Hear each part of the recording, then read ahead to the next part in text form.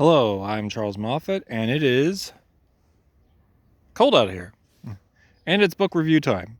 Okay, so this is FireDrake by Richard A. Knaak. And I've read some of his work previously, including The Legend of Huma, as mentioned here on the cover.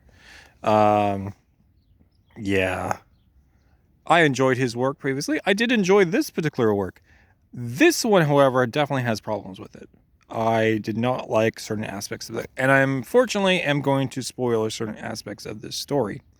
So, this is one of these stories where a lot of the characters are way too powerful, and there's not a lot of challenges for them.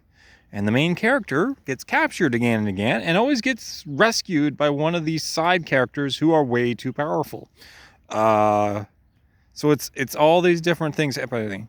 Now, at the same time, this story has way too many dragons in it. Like, I have read some stories that have lots of dragons, but this one has so many different dragon characters.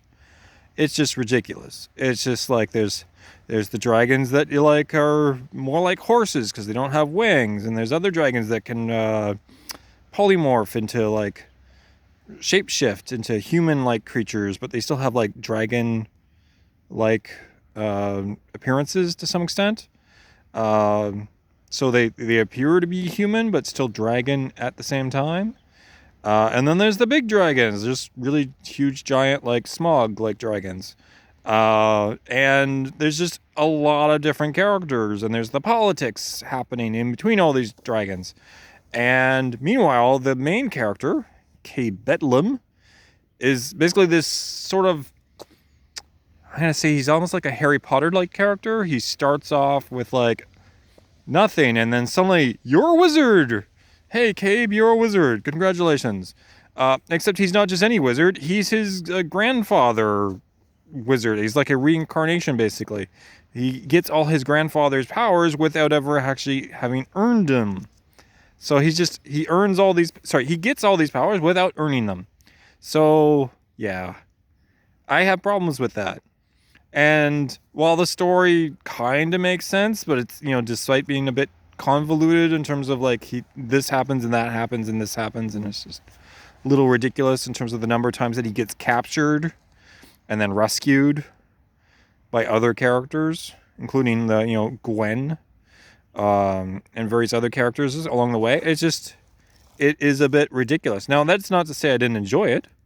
I still enjoyed this story, but I would not actually recommend this book to a lot of people. Like, if I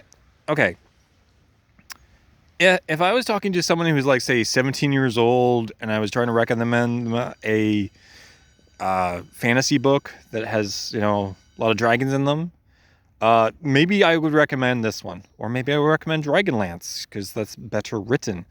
But honestly, like, I would not recommend this to an adult. Okay? That's the fundamental difference there. I would not recommend this book to an adult because they're going to be expecting a little bit more sophistication with the story and the characters to actually be more meaningful and gain their powers in a manner where it's like they actually earn them. Whereas in this story, it's just like, yeah, he just inherits the powers from his grandfather. It's just kind of ridiculous. And that's why this is basically like the first negative review that I've posting on YouTube as far as that goes. It's just like, I still enjoyed it, but I would not recommend it to most people.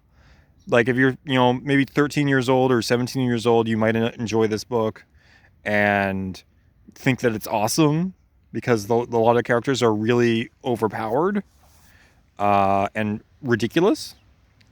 But if you're like, say, 20, 30, 40, 50, 60 years old, I'm not going to recommend this book to you because it is ridiculous. It's just so silly. Anyway, that's all for now. Bye-bye.